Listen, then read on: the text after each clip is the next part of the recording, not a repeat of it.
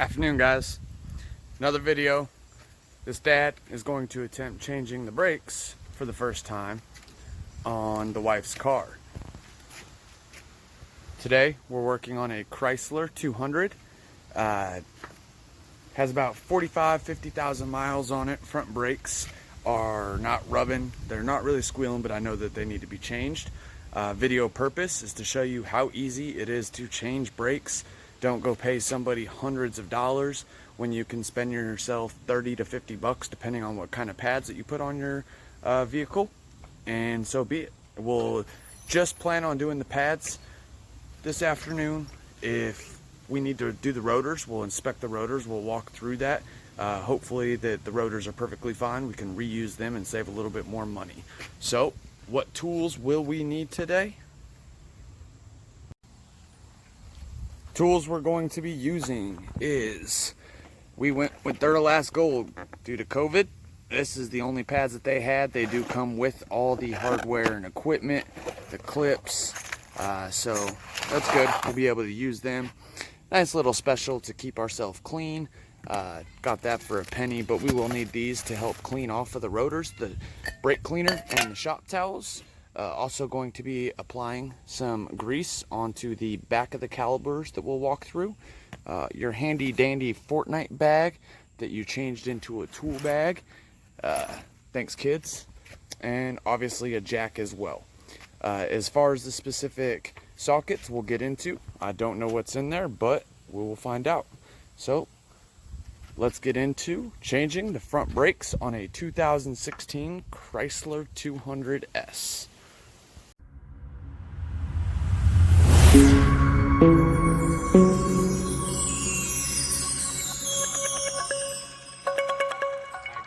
So, in essence of time and saving your time, the most important of doing it yourself, right, is doing it right, but being able to do it fast. So, I changed the other side. We might be getting rain later, so hurrying up here. Got the appropriate tools out. So, first things first, jacking up the 200. Per the owner's manual, if you're doing a different car, make sure to check it. It's easy enough. There's two slots underneath here, and the frame of where your stock jack would come up is just where I'm placing my 2-ton. I recommend using a 2-ton, using jack stands. In this case, I have the parking brake on. You can chalk the wheels. I don't like using the change of flat jacks. They're not stable enough. So I do recommend using some sort of other jack or jack stands. I've torqued these bolts off so far before I take the wheel up. So I'm going to go ahead and jack it up, and we're going to go ahead and remove the wheel. Go. So when you're jacking it up, one thing is you only need enough clearance to be able to get your tire off. You don't need it way off. The lower you keep it, the more stable it is.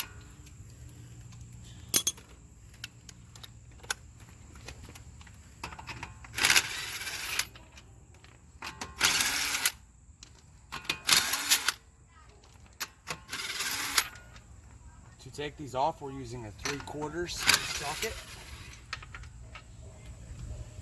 Once you have those off, it's simple enough. All right, this time it's a good time to inspect everything. So being the wife's car, we're going to inspect her hitting curbs. Just a different conversation piece for dinner. We'll set this off to the side.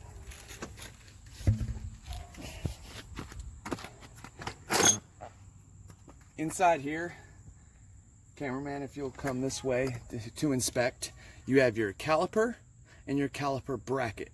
To remove the caliper to change the pads, all we have to do is remove 2 bolts right off of the back side. You have one up top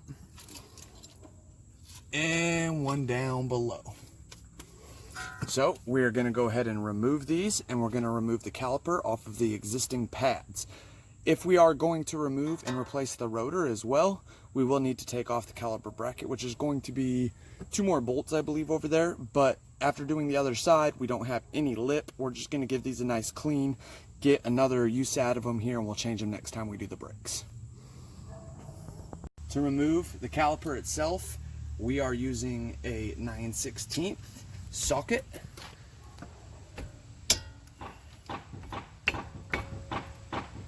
And we're actually going to need to go the other way because we gotta loosen it.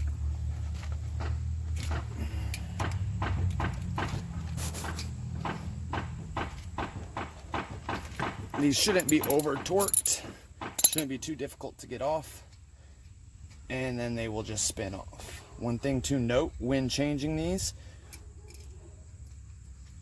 and when reassembling, always pay attention. If it's your first time ever doing this, I recommend take pictures as you go.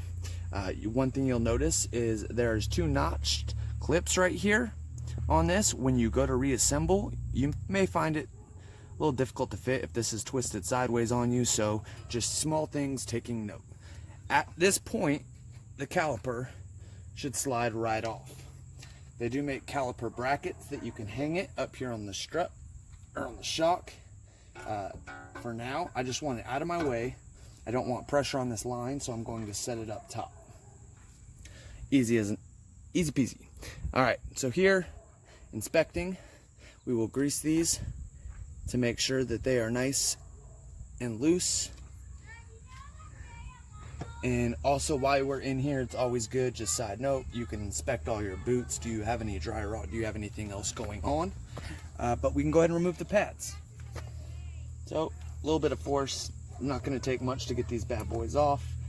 We are just going to pop our existing pads out like so.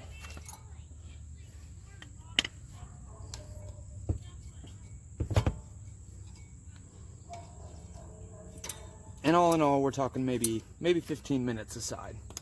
So on the rear, please do note this clip on the rear is the only pad that has that. And then along, if you get the Duramax Gold system, you get a whole new set of adjustment plates and clips to go along. So we're gonna go ahead and remove these and we're gonna clean everything up.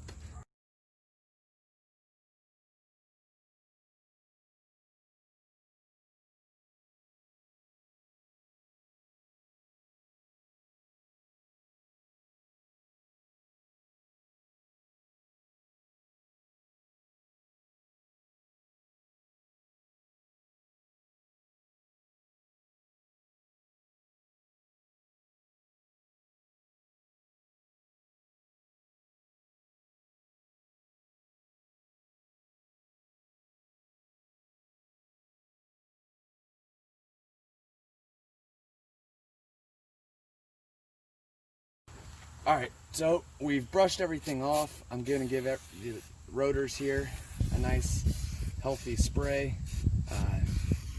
Doesn't hurt to ever take these off to do this. I'm just trying to be quicker, but I'm going to give them a nice spray using shop towels. Lint free, very important.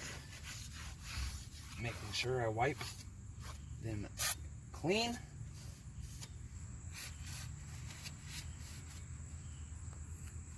As you can see, plenty of stuff comes off.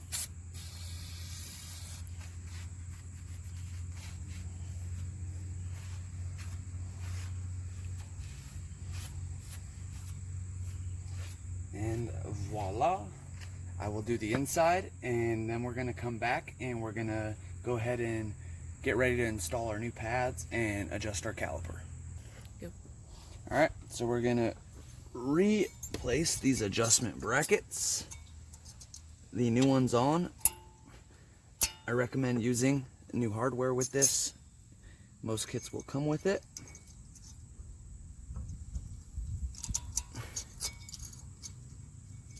And I recommend putting it on correctly too. There we go.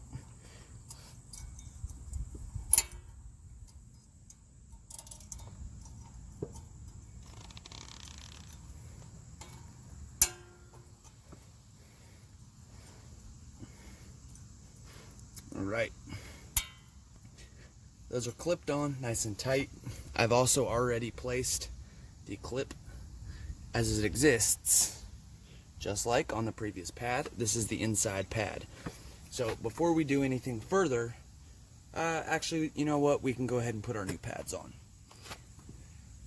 Some people will do this, some people won't. I was taught to not do it, but I still do it because I've heard from others.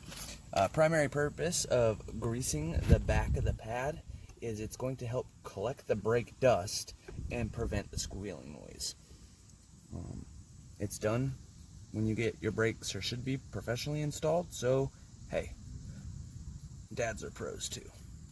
So we're gonna install it just on the back of the pad. Again, ensure that you do not get any on the front of the pad, along with we're gonna go ahead and put some right on the clips.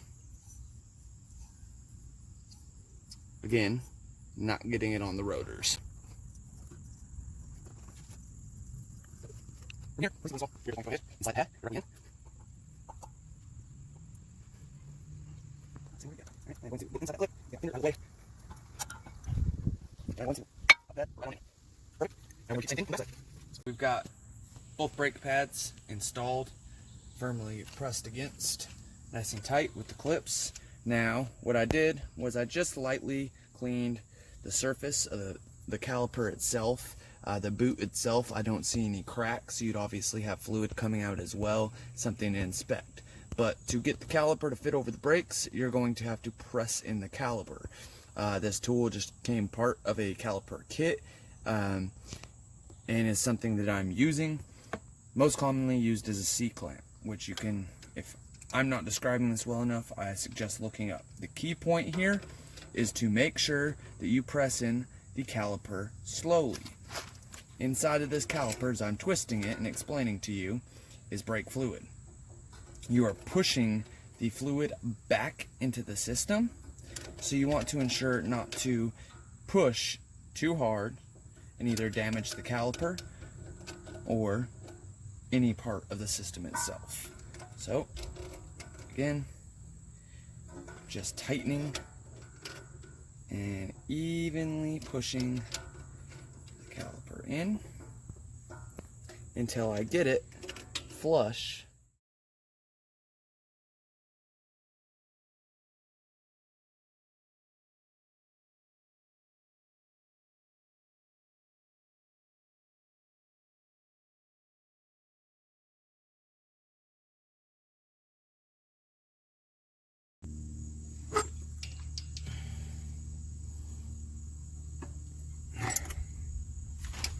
Alright guys, well there you have it.